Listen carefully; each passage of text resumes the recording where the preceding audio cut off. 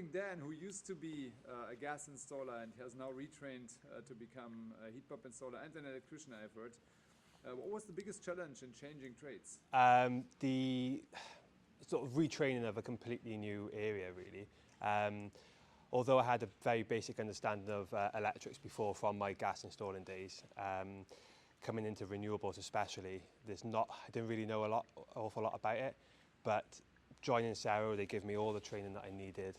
The guys that are already working here, I shadowed them on site and in the office and learned as much as I can from them. And to be honest, the best way of learning for myself was just getting out there and doing it. Once I got out there, saw everything in the houses and sort of got my hands on stuff, I found it really easy to sort of make that transition from gas to electric. Do you think it's an advisable career move? Yes, definitely. The reason why I decided to move now was because I thought if I can get ahead of all my gas engineering friends and stuff like that and move to the renewable sort of electric sort of area now before it all goes mad and the gas phases out, I've got a few years head start on everybody else. That's kind of the way I looked at it. So I thought, why not just retrain now and get it over and done with? So preempting the future for yourself? Yeah, pretty much. Yeah. Super. Yeah.